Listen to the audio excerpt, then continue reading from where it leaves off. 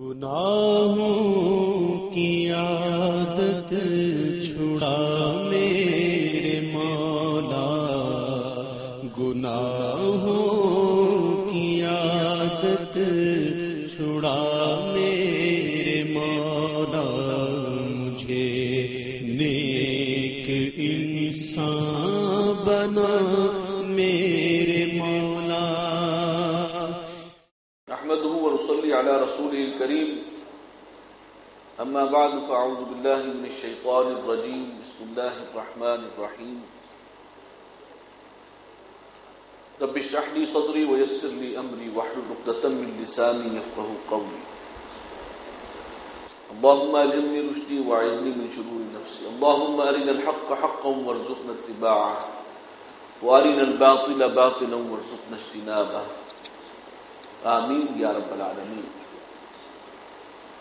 اس وقت ہم جس کتابچے کا مطالعہ منتخب حصے کا مطالعہ کر سکیں گے، سارے کا ممکن نہیں ہے، لیکن یہ کتابچہ آپ حضرات کے پاس ہے۔ جن کو نہیں بھی پہنچا وہ بھی مرکز سے ان کو پہنچایا جا سکتا ہے، اپنے نام لکھوا لیں گے تو آپ کو ہم بھیج دیں گے انشاءاللہ۔ یہ بانی محترم کی ایک تقریر ہے، اور پہلے ہی صفحے پر جہاں سے شروع ہوتا ہے پیج 2، اس میں جو انٹروڈکٹری نوٹ ہے اسے آپ پڑھ لیجئے۔ سب سے پہلے کہ بانی تنظیم اسلامی محترم ڈاکٹر اسرار احمد حفظہ اللہ تعالی نے یہ خطاب رمضان المبارک 1404 ہجری کے جمعۃ الوداع کے موقع پر مسجد دارالسلام باغ جناح لاہور میں فرمایا تھا۔ شیخ جمیل الرحمن صاحب مرحوم نے اسے ٹیپ سے اتار کر مرتب فرمایا، اور یہ میثاق ستمبر 1984 میں شائع کیا گیا۔ اب آپ کو اندازہ ہو گیا ہوگا کس دور کا ہے، 1404 سے تو شاید پتہ نہ لگا ہو۔ یہ 1984 میں یہ خطاب ہوا، بعد ازرا محترم، اور پھر اس کے بعد میثاق میں بھی شائع ہوا۔ بعد ازاں محترم ڈاکٹر صاحب کی تالیف جماعت شیخ الہند اور تنظیم اسلامی کا جز بنا دیا گیا۔ اس کتاب کی جو بھی تالیف ہے، چونکہ بہت سے بانی محترم کے خطابات، تقاریر، دروس، تحریروں کا مجموعہ ہے وہ کتاب، جماعت شیخ الہند اور تنظیم اسلامی، اور توقع یہ کی جاتی ہے کہ تمام سینئر رفقاء نے اس کا مطالعہ کیا ہوگا یا اس سے متعارف ہوں گے۔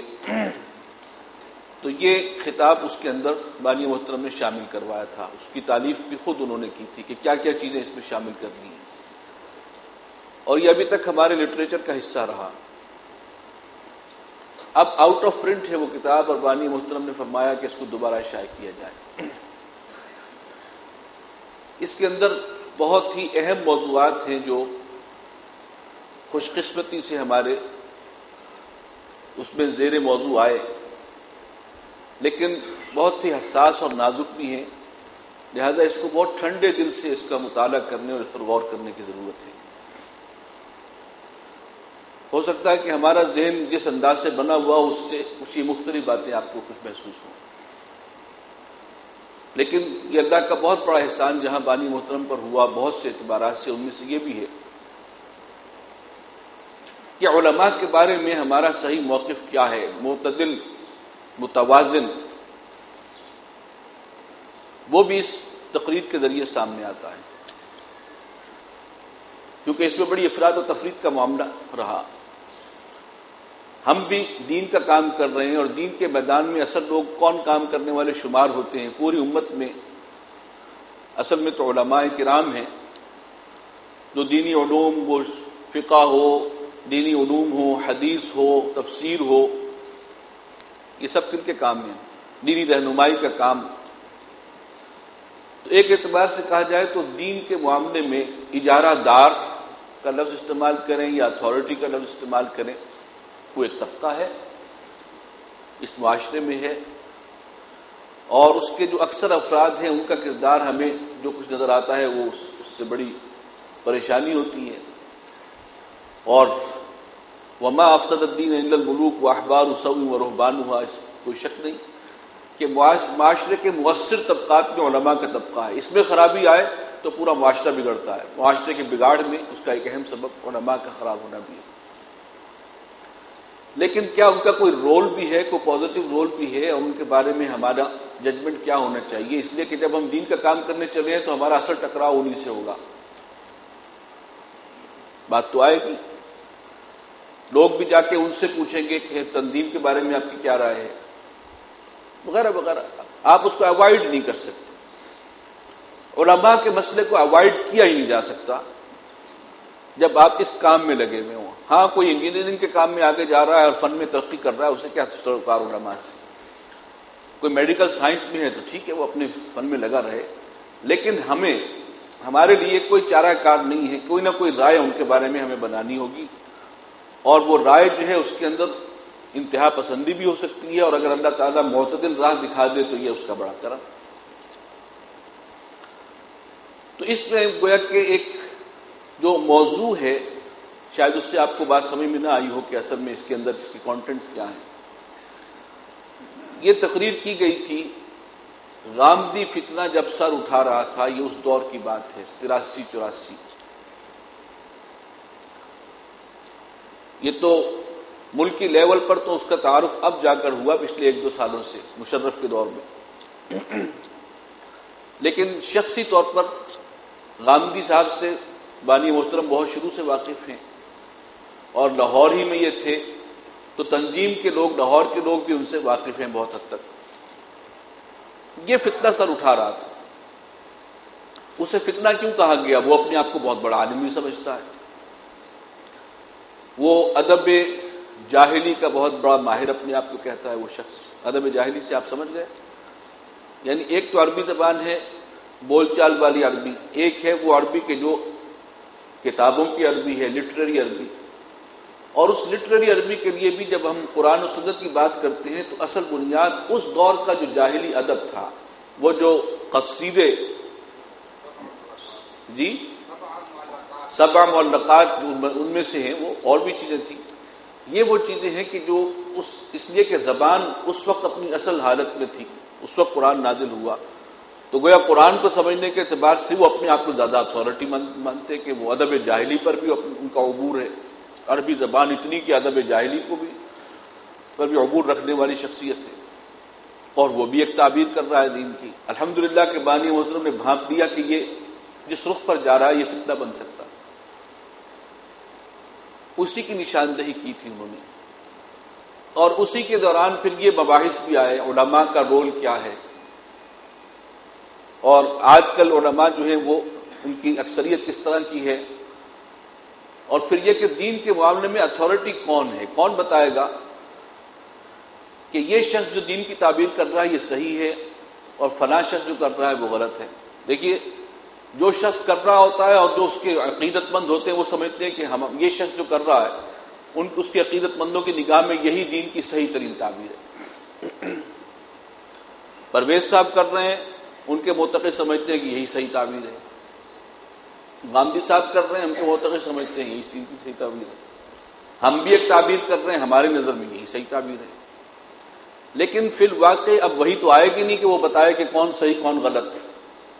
کوئی ادارہ تو ہوگا نا جو آپ کو یہ بتا سکے، اور اس کے اندر وہ معاملہ، اور اس ادارے سے پھر رابطہ رکھنا ہوگا، کیونکہ جو بات بانی محترم نے کہی کہ قرآن کے نام پر اٹھنے والی تحریکات، اور اس میں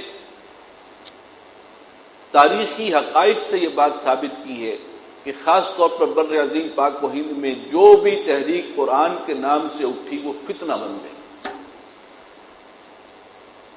امر واقعہ ہے، کیا کریں؟ تو کیا قرآن کو چھوڑ دیں؟ معاذ اللہ، نہیں۔ ہم علی وجہ البصیرہ سمجھتے ہیں کہ یہی بنیاد ہے دعوت کی، اور رجوع الی القرآن ہی امت کی اصلاح کی بنیاد ہے۔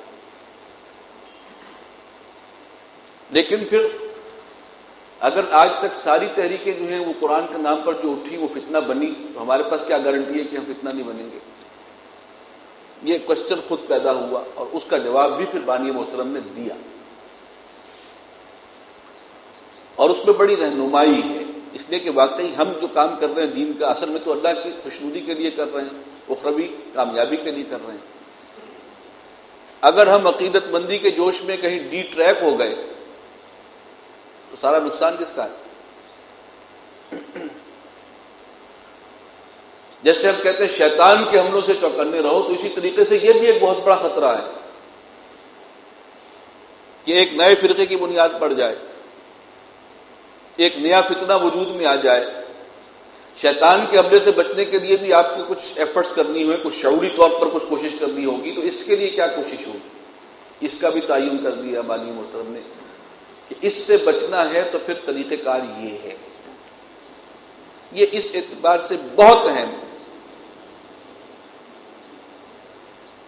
بس میرا یہ احساس یہ ہے اور امر واقعہ بھی ہے کہ یہ تقریر اور یہ مضمون ہمارے لٹریچر کے اندر دفن ہو کے رہ گیا تھا۔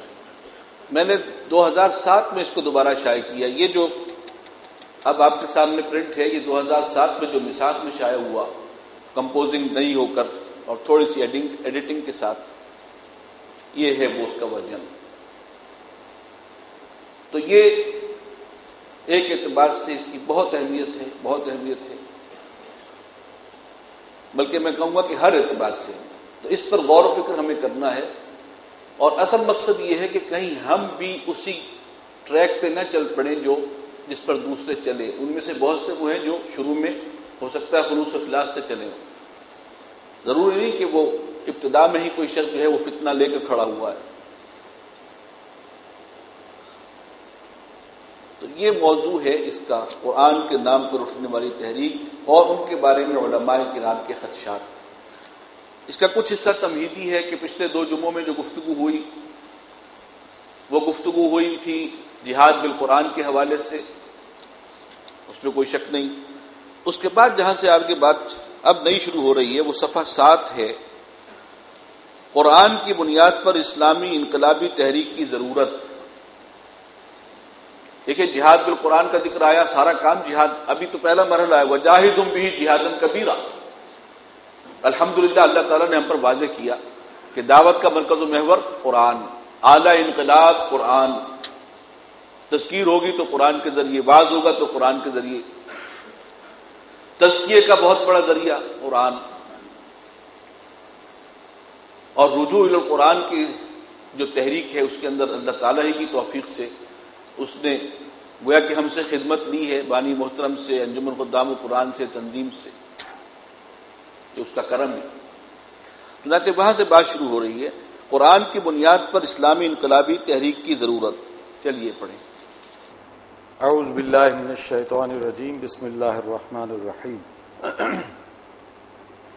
اب تک جو کچھ عرض کیا گیا وہ پچھلے 2 جمعوں کی تقاریر کا خلاصہ بھی ہے اور آج کی گفتگو کے لیے بمنزلہ تمہید بھی۔ ایک عرصے سے میرے ذہن میں ایک بڑا سوال بلکہ اشکال رہا ہے۔ میں نے جس قدر قرآن کو پڑھا اور اپنی استعداد کے مطابق اس پر غور و فکر کیا، پھر سیرت مطہرہ کا معروضی مطالعہ کیا، رسول اللہ صلی اللہ علیہ وسلم کی حیات طیبہ جن جن مراحل اور ادوار سے گزری ہے، ان پر آپ صلی اللہ علیہ وسلم کے منہج عمل اور انقلابی لاہ عمل کو سمجھنے کے لیے سوچ بچار کیا، تو اس نتیجے تک پہنچا کہ قرآن مجید کو مرکز و محور بنا کر ایک دعوت کا آغاز کیا جائے اور ایک خالص اسلامی انقلابی تحریک بپا کرنے کی سعی و جہد کی جائے۔ مجھے کچھ بزرگ ہستیوں کے افکار میں اس کی بھرپور تائید بھی ملی۔ میرے نزدیک 14ویں صدی ہجری میں 2 عظیم ترین شخصیتیں گزری ہیں، نہ صرف بر عظیم پاک و ہند کی حد تک بلکہ میرے اندازے کے مطابق پورے عالم اسلامی کی حد تک۔ ان میں سے ایک علامہ اقبال ہیں، جو اسکولوں، کالجوں اور یونیورسٹیوں کے تعلیم یافتہ لوگوں میں سے تھے، اور انہوں نے قدیم و جدید مکاتیب فکر کا معروضی مطالعہ کیا۔ چنانچہ انہوں نے کہا ہے کہ عذاب دانش حاضر سے باخبر ہوں میں کہ میں اس آگ میں ڈالا گیا ہوں مثل خلیل۔ اور دوسری شخصیت حضرت شیخ الہند مولانا محمود حسن دیوبندی رحمۃ اللہ علیہ ہیں، جو دارالعلوموں کی فضا سے نکلے تھے اور علماء حقانی کی صحبت یافتہ اور فیض یافتہ تھے۔ یہ ہیں میرے نزدیک دو عظیم ترین شخصیتیں۔ ان میں سے حضرت شیخ الہند کو میں 14ویں صدی کا مجدد مانتا ہوں۔ قرآن کی بنیاد پر اسلامی انقلابی تحریک برپا کرنے کی کوشش میں مجھے ان دونوں کی طرف سے تائید ملی۔ علامہ اقبال کے اشعار میں مسلمانوں کو رجوع الی القرآن کا بھرپور سبق دیا گیا ہے۔ مثلاً گر تمی خواہی مسلمان زیستن، نیست ممکن جز بقرآن زیستن، یعنی اگر تم یہ چاہتے ہو کہ مسلمان کہلاؤ یہ ممکن نہیں جب تک قرآن کے ساتھ اس کے حقوق ادا نہ کرو اور اس کے ساتھ اپنے آپ کو جوڑ نہ دو۔ معلوم ہوا کہ ہمارے سامنے تجدید و احیاء دین کا راستہ ایک ہی ہے، اور وہ یہ ہے کہ ہم قرآن حکیم کی طرف رجوع کریں۔ چنانچہ علامہ نے کتنے پرتاثیر اسلوب سے کہا ہے کہ خار از محجور یہ قرآن شدی، شکوہ سنجے گردش دوران شدی، اے چو شبنم برزمی افتندئی، در بغل داری کتاب زندئی۔ خار از محجور یہ قرآن شدی، یہ امت ہم خار ہیں، ذلیل و خوار ہیں۔ کس وجہ سے؟ محجور یہ قرآن کو ترک کرنے کی وجہ سے۔ شکوہ سنجے گردش دوران شدی، بلکہ تمہیں کہا ہے تم خار ہو قرآن کو چھوڑنے کی وجہ سے، اور شکوہ سنج ہو، شکایت کرتے ہو گردش دوران کا، فلک کج رفتار کا، ہم پہ یہ افتاد آ پڑی اور یہ ہو گیا۔ اصل مسئلہ کیا ہے؟ قرآن کو چھوڑا ہے تم نے، ترک کیا۔ اے جو شبنم بر زمین افتندئی، اے وہ قوم کے جو شبنم کی مانند زمین پر پڑی ہوئی ہے، یعنی شبنم ایک تو ہوتے بڑے خوبصورت اور ویلیویبل قطرے ہوتے ہیں شبنم کے، لیکن ہوتی یہ وہ زمین پر پڑی ہوئی گھاس پہ۔ اس وقت یہ امت بھی بالکل پامال ہو رہی ہے، جیسے شبنم کے اوپر لوگ چلتے اور پھرتے ہیں، ہے بڑی ویلیویبل شے۔ در بغل داری کتاب زندئی، تیرے بغل میں ایک زندہ کتاب موجود ہے، یعنی اگر دوبارہ دنیا میں اٹھنا چاہتی ہے یا اسلام تو اس کا ایک ہی راستہ ہے، قرآن کو مضبوطی سے تھامنا۔ امت مسلمہ کے زوال کا سبب قرآن سے دوری و مہجوری ہے، اور اس کا علاج یہی ہے کہ مسلمان اس کتاب زندہ پر عمل پیرا ہو جو وہ بغل میں دبائے بیٹھا ہے یا اسے پیٹھ پیچھے ڈال رکھا ہے۔ یہی عصائے موسیٰ ہے جو ہمارے پاس ہے، بلکہ میں بلا ارادہ تنقیص عرض کر رہا ہوں کہ عصائے موسوی کی تو قرآن کے مقابلے میں کوئی حیثیت ہی نہیں ہے، اس لیے کہ عصائے موسیٰ کی موجز نمائی حضرت موسیٰ کے ساتھ ہی رخصت ہوئی، جبکہ نبی اکرم صلی اللہ علیہ وسلم کا لایا ہوا معجزہ قرآن مجید آج بھی زندہ ہے اور تا قیامت زندہ و پائندہ رہے گا۔ اس کا یہ چیلنج جو 14 صدی قبل دیا گیا تھا قیامت تک باقی رہے گا۔ وَإِن كُنتُمْ فِي رَيْبٍ مِّمَّا نَزَّلْنَا عَلَىٰ عَبْدِنَا فَأْتُوا بِسُورَةٍ مِّن مِّثْلِهِ، سورہ بقرہ کی آیت ہے۔ اور اگر تم اس چیز کے بارے میں کسی شک میں ہو جو ہم نے اپنے بندے پر اتاری ہے تو اس کے مانند ایک صورت ہی لے آؤ۔ علامہ اقبال کی ولولہ انگیز ملی شاعری سے تو میں زمانہ طالب علمی ہی سے روشناس ہو گیا تھا، لیکن حضرت شیخ الہند کے متعلق مجھے بہت بعد میں معلوم ہوا کہ پہلی جنگ عظیم کے بعد جب وہ 1920 میں اسارت مالٹا سے رہائی پا کر وطن واپس آئے تو رجوع الی القرآن کی دعوت کو اپنا مقصد حیات بنانے کے عزم کا اظہار فرمایا۔ انگریزوں نے حضرت کو اس وقت چھوڑا تھا جب وہ ٹی بی کی 3rd سٹیج کو پہنچ چکے تھے، ورنہ وہ اس مرد حق پرست کو کب چھوڑنے والا تھا۔ حضرت شیخ الہند نے دارالعلوم دیوبند میں ایک عظیم بات ارشاد فرمائی جسے مولانا مفتی محمد شفیع رحمۃ اللہ علیہ نے اپنی کتاب وحدت امت میں یوں نقل فرمایا ہے کہ مالٹا کی قید سے واپس آنے کے بعد ایک رات بعد عشاء دارالعلوم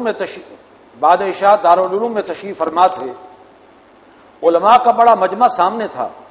اس وقت فرمایا کہ ہم نے تو مالٹا کی زندگی میں 2 سبق سیکھے ہیں۔ یہ الفاظ سن کر سارا مجمع ہمتن گوش ہو گیا کہ اس استاذ علماء درویش نے 80 سال علماء کو درس دینے کے بعد آخر میں جو سبق سیکھے ہیں وہ کیا ہیں؟